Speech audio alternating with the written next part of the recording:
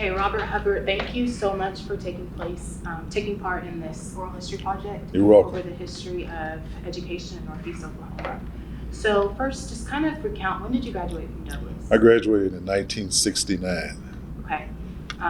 What was your experience like going to Douglas during that time? Well, when I was a student here, I can speak personally, I loved it here. I knew about the tradition of the school, the history of the school. The teachers that we had at Douglas at that time were very professional. They cared about the students, and it was just an atmosphere that was a little quite different now than it was then, but I really enjoyed it. So you talked about the traditions. Can you expand on the traditions that you talked about? Well, growing up, especially on the east side, if you thought you wanted to be an athlete, everybody wanted to be a Trojan. We knew about the Ben Harts, we knew about the Connie Sledges, the Prentice Gotts, all those players that we witnessed as children. And then finally, when we got to this place, this school, we were just enthralled to be a part of it, part of the program, the tradition, the history, the winning. And the coaches that they had here were very, very, very insistent on what they wanted us to do. And they always talked about character, doing the right things at the right time with the right people. So that's what we look forward to. What were the teachers like? You mentioned them as well. One of my teachers, and I don't think I'll ever forget her, was Miss Parks. And she was my English teacher, my senior English teacher. Miss Parks had a way, Miss Parks had a way with words. And the words that she gave us, a 20-word list every week, and they were $50 words. We had to spell the word correctly and understand the definition also. And it was a little difficult at first, but finally, when you learned how to do it, it became a challenge to you. And personally, I did real well on it. What were some memorable moments? What moments do you remember, like, mostly? Probably each class, when we were here, had their own party. And we had a sophomore party, we had a junior party, senior party. And the spirit at Douglas was very high. Everybody that attended Douglas, they lived on the east side. They grew up under the shadow of Douglas. And when they finally came into the system itself, into the school, we knew what was expected of us. We wanted to be a part of that tradition and those customs. And it was an atmosphere of just belonging. You know, we all were Trojans, girls, boys, whatever class you were in. We were all Trojans and glad to be Trojans. What did it mean to live on the east side? I grew up in a community, a little hamlet called Westtown. And it was one of those hamlets, one of those communities that everyone knew each other. And then when we moved to the east side, it was a little bit more spread out. And but it was very easy to make friends. I found that I came to the east side in the 5th grade. And when I came into that school at Culbertson, I made friends pretty quick. You know, they didn't know me, I was new, but everybody just kind of gravitated to new people to learn who they were and to get used to them, accustomed to them. Where was Douglas located when you attended? It was right here, this location. In fact, when I was a student here, the academic part of the school was where the football stadium is, and the football stadium is where the academics are now, and they just kind of switched it. And the stadium is a huge stadium. Douglas had classes, the classes that they have at Metro Tech now, they had all those classes at Douglas. And a lot of kids graduated from Douglas and started careers off of what they learned here at Douglas, professions. What classes were they? They had brick masonry, they had upholstery, they had tailoring, they had woodworking, anything, cosmetology, baking, cooking classes. And a lot of kids they made that their profession, whether here in Oklahoma or if they moved out of state.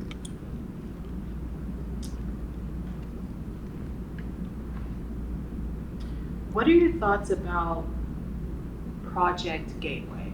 In other words, what are your thoughts about the new rollout in the district where schools are consolidating and there are talks of maybe changing Douglas or changing its culture, like, what are your thoughts and feelings about what's going on this Northeast side? Well, the gateway to greatness or path to greatness, whatever they refer to it as, it's taken a while to get used to it because a lot of kids are coming into Douglas.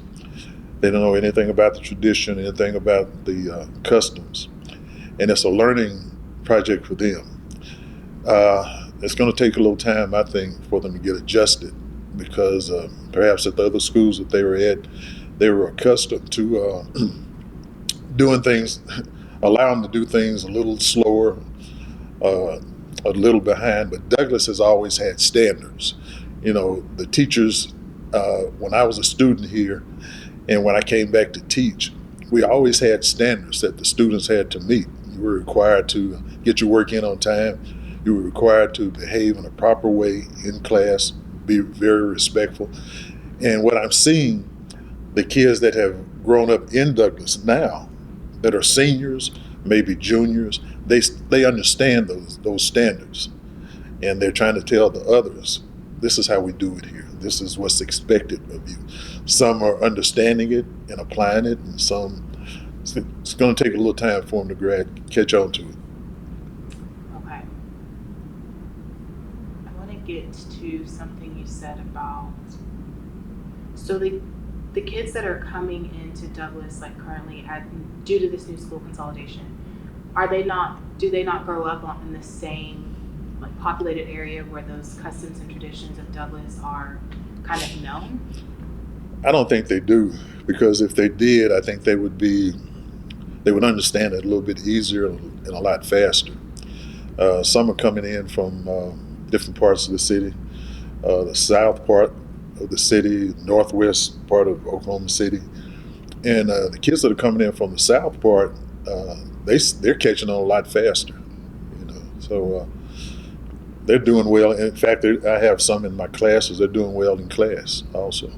So what are some things that you guys do around the school to kind of uphold that pride and those traditions and those customs? A lot of traditions that we've carried over as far as the coronations for homecoming, different homecoming queens that we have. Some of us who graduated from Douglas remember how it was for us, and we try to instill that same discipline and respect in the students that we have now. So it's really good to have former students who graduated from a school working at that school to uphold those standards. So how has it been coming back now as a teacher? Can you kind of talk about the differences that you've seen from the time that you graduated as a student to the time you came back to start teaching here? One thing that you notice right off is probably the attire, because when we were in school, the men wore suits, the female teachers wore dresses or suits, and it's real casual, very casual now. So that's the biggest change that I've seen, that I've noticed. What about the academic part? I think you still have some teachers that want to hold students to that certain standard. And then there are some, of course, that, they're a little more lenient with the kids. And I think we need to all be on the same page. I know it's a different generation, different cultures, but I think that our expectation here, I think those standards still have to abide. What are your thoughts about what's happening within the community with this whole urban renewal that's taking place? There's been a lot of big changes. If you look around the community, especially west of Douglas, it's almost brand new. A lot of the homes over there, a lot of the communities, a lot of people have moved out of Northeast Oklahoma City. They've moved to the suburbs, and but still, some of those parents that moved out of the Douglas area still want their children to attend Douglas because they understand the tradition, the customs, and they were proud of them. They want their children to experience that. But it has been a culture change for the most part, because like I said earlier, a lot of students don't understand the traditions, the customs, the expectations. So it's going to take a while. So would you say that's, as far as Douglas is concerned, that is one of the biggest impacts that Douglas will face with this? I think so. Just the amount of people that are moving out, and then some people that are moving in, having to learn what the culture is here. And this is still a very proud, traditional high school. It's the oldest high school in the state of Oklahoma, and we're proud of that. We were a high school before Oklahoma became a state, and this is something that a lot of the alumni. Douglas has a very large and a very proud alumni. I mean, we're all over the country, and we still have those people who are out of state still have ties here. They still check on the school to see how it's going, and that's good. I think that's good for any school. They have the alumni that's like that. So kind of talk to the fact that Douglas is the oldest high school in the state, because OU is 1890 and Douglas is 1891, right? Mm-hmm. Yeah. So can you kind of talk to that? Like, that's big. It's very big. Douglas first started in down on, I believe, what's known now as Grand or California, and it was the first graduates from Douglas. They went to they attended more of a house. I think there were only like 6 or 8 graduates at that time, and it went from there to where the Bricktown baseball park is, where the Dodgers play. And of course, they don't play there anymore. It's not there anymore. But they went from there to 6th and High, and that's when Dr. Moon took over and became the principal. And that's when Douglas really started gaining a reputation academically, athletically. From there, it went to came over here on Martin Luther King, or Eastern as it was at that time when I was going to school here, to where it is now. And it's just grown through the years. The number of students that attended, they've had people to visit Douglas from time to time, celebrities, Count Basie. We've had a lot of graduates from Douglas that have gone into entertainment. And it was a school that people have always been proud of, and we always will. How did your experience going to Douglas impact your trajectory after leaving Douglas? So what impact did Douglas have on you when you left Douglas?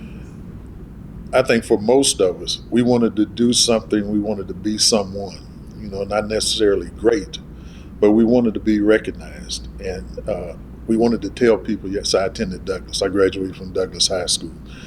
And in fact, this past summer was our 50th year reunion. And it was really great to see a lot of people. A lot of people hadn't come back for 50 years. This was their first time coming back. And seeing those people and greeting those people, they really looked well.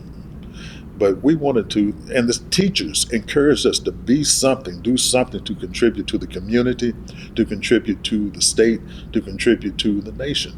You're a Douglas graduate. Be proud of that. And do something that's going to uplift other people, encourage other people. And that was something that was put into us. And it was a seed that was planted. And many of the graduates from Douglas have done that.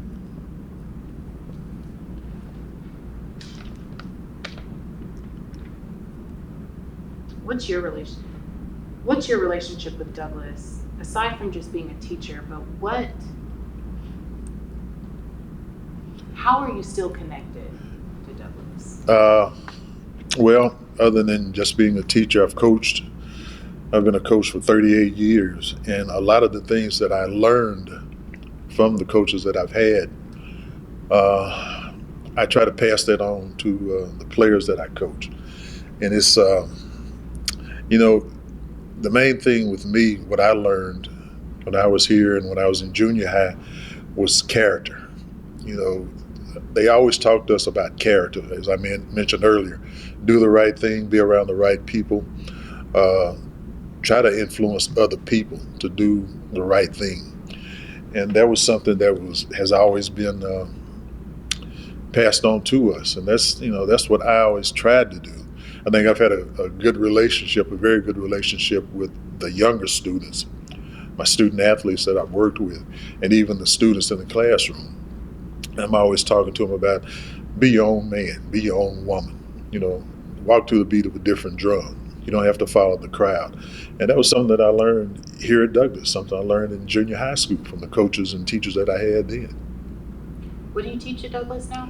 I teach government now. I've taught every social studies class, U.S. history, geography, Oklahoma history, and I'm enjoying teaching government. So one thing you said when Dr. Moon took over Douglas, that's when things took off academically and athletically. Can you speak to like what was kind of the catalyst for that taking place?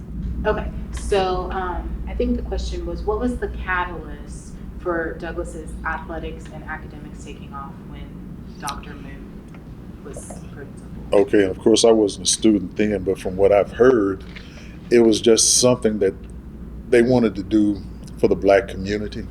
They wanted Douglas to be just a school that people would be proud to attend and want to be a part of. And we were fortunate, they were fortunate back then to have the teachers and the athletes that were able to do that. You know, some have gone on to the National Football League, the NBA, Major League Baseball. They've ran track on a high level. And it was something that was really started back in probably the 40s. Now, I know Brown passed in 1954, but the effects of Brown took time. When you graduated, by the time you graduated, was Douglas completely integrated? No, in fact, we had our first white student in our class. Christy, I forgot her last name, but there were no incidents. And I remember my senior year, we had probably 3 or 4 white teachers here. The year before, I think there was 1 white teacher, and there were no incidents at all. I don't remember hearing the students or any of the teachers complaining about it. Those teachers came in and they just fit right in. I don't know if they were handpicked or what, but they fit right in with the culture, and the students liked them. They loved them. So, okay, how do I want to phrase this? What do you think the impacts of like forced busing and integration into Douglas, what do you think of its impact? When they started busing, I was in the military at the time. And I understand, just hearing stories, you know, that there were some incidents, but not as many as it was at other schools, you know. I can remember one really terrible incident myself. You may be able to talk to some other graduates or teachers after me, and they can relate that to you. But like I said, I was overseas, and I didn't experience any of that.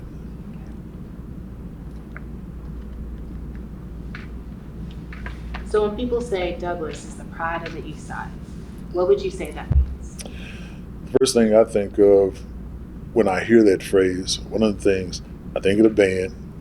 The band that we had here, I know we had over 100 members in it. And I remember when I was coming up, when we were in junior high, elementary, every homecoming week, they had the homecoming parade down 8th Street.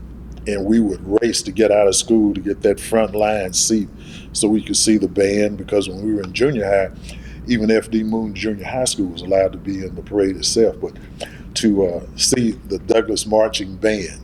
And even when we were children, they had a parade, they had a Christmas parade downtown. Everybody, black and white.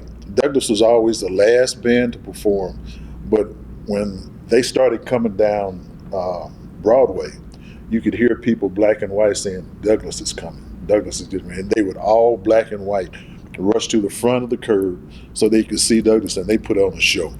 I mean, Mr. Perry had them. It was a great performance. Everybody enjoyed it. And it was the same thing at our football games. So not just athletics, but the band, the music department, vocal music department we had here, they were great. It was a school that you could really take pride in and tell people that you graduated from Douglas. And when you said that, they understood. it meant something. It meant something. It still does. So what does Douglas look like now? Like what's it like now? Those of us who are graduates, we still have that same pride, that same, we understand what's expected. And Mr. McNeely, who's the principal now, he's trying to revive that legacy that we've had. In fact, they've had a T-shirt made, Trojan DNA. If you're a Trojan, you graduated from Trojan, there's a certain DNA that you have. And we're trying to get that, infect that into the other students, the new students that are here. The students that have been here since the 7th grade, 8th grade, they understand it. But he's really trying to continue the legacy. That's his mantra, continue the legacy. And we're trying to do that.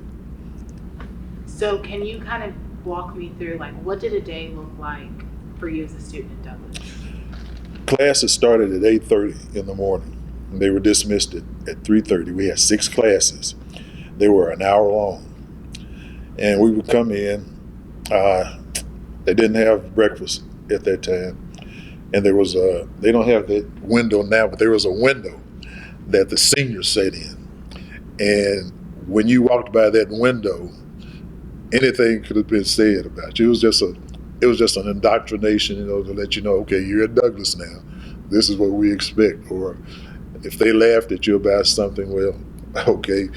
But that's one of the things I remember. And throughout the day, there was no congregating in the halls, really. You went from one class to another. You spoke to people in passing, but we didn't congregate.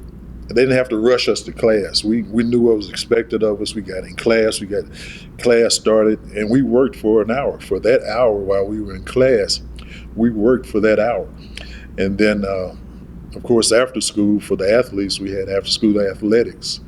We had one of the buildings, our woodwork building, and I think upholstery and metalwork was in a far building out on the east end of the campus, and it took about 3 or 4 minutes to walk out there to get to that establishment. But other than that, Douglas it was a regular school. We had misunderstandings, people had fights, but it was a school that you just look forward to coming to and attending. We'd all heard of it. First football game I saw was at Douglas High School. And I remember saying to myself and telling my mother when I got home, now I see why they call it an all-American sport.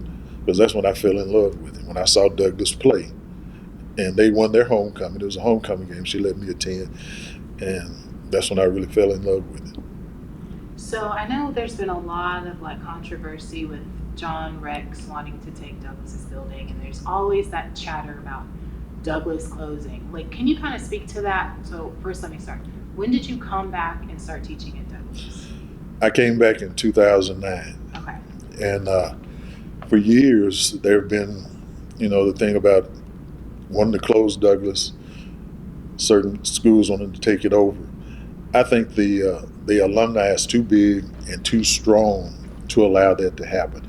I know they want to have a lot of functions over here because everything is, it's new, everything is accessible. But I don't think they will ever do anything to close Douglas or to take it away from the east side, because it's just, our alumni is just too strong, too powerful. What does Douglas mean on the east side? What is its importance in this community? It's kind of like, for lack of a better word or expression, just a monument on the east side, pride of the east side. And a lot of parents and grandparents graduated from Douglas. Some of them are still here on the east side, and it's just something that they look forward to. They can always pass by and say, "That's my school. I graduated from Douglas." I've even heard former graduates say, "Douglas saved my life," and it has. In fact, I had a gentleman to speak to my class this morning, one of my classes this morning, and he talked about his experiences, and he'll probably get in touch with you. When he was here at Douglas, and the pride that they had in the school, in the community. And he graduated after I did, but I was glad to hear that they still had that same pride and expectation that we had when we were here. And it'll always be here. As long as there's a remnant of Douglas in the community, that pride and tradition will always be here.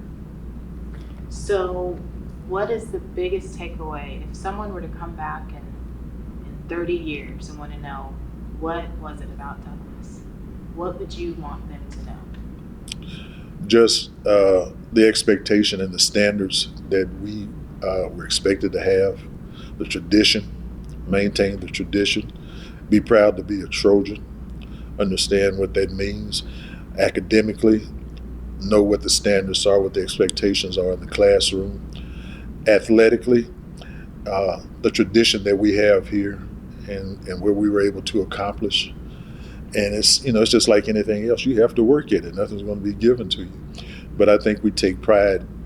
When I was in school, we took pride in working and trying to accomplish and trying to obtain certain things, not just for Douglas, but for our families also. That was something that was put into us by our mothers, our fathers, our families. You go to Douglas now, you're in high school now, this is what we expect. And some of that is still carrying over now. So I think that's what people will remember about the school, the tradition. Why do you think education is so important?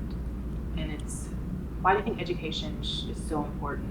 Or do you think education is important, especially within this community? Yes, because it opens so many doors, so many opportunities for you. And I remember my mother just wanted me to go to college. I want you to go to college after you graduate because I don't want you to have to work as hard as I have. And I understood that, especially after I got out of the service. And I wanted to, I decided not to make a career out of it. It was good for me. But there were other things that I wanted to do. And in order to do that, I knew I was going to have to get a degree. And there was something that she insisted that I do. And it just made me want to go ahead and do that and get the degree and go into education, because I think you can have a greater impact on young people in education, teaching.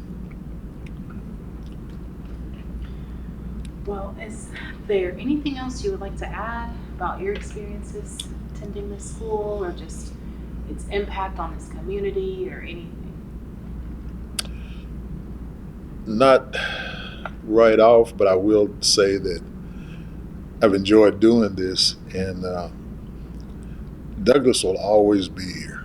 I don't think it's going anywhere. I think it's a school. It's almost a monument to people that have come through here, that have been students, teachers, athletes, and it's something that people on the east side of Oklahoma City, it's something that we will always remember, and it'll always be dear to us. Dear old Douglas, And when you talk to some of the older teachers, some of the older coaches, if you're able to meet them, they'll express that to you. They'll really make it a lot clearer to you than I probably have. Can you kind of talk to how the community has changed since when you were growing up to now? Yeah, like I said earlier, a lot of people have moved out of Oklahoma City, Northeast Oklahoma City. A lot of the businesses are no longer here. One of the most, everybody has heard and knows about the Deep Deuce, 2nd Street. A lot of those businesses are closed and moved out. It went from 2nd to 4th. A lot of those, like the Jewel Theater, a lot of those businesses are closed now. It went from 4th Street to 8th Street, and it was thriving with Safeways and a lot of businesses and, ice houses. A lot of homes, big homes are on the east side. Urban renewal has come in and removed all of those, but I still have them in my memory. I can still see it. I can still visualize it. And I loved it when I was growing up over here. It was just so much you could do. And if you're with the right people, you never got in trouble, but you always had a good time. So those are the things I'll remember, and other people will too. Okay. I think that's it. Okay. Thank you.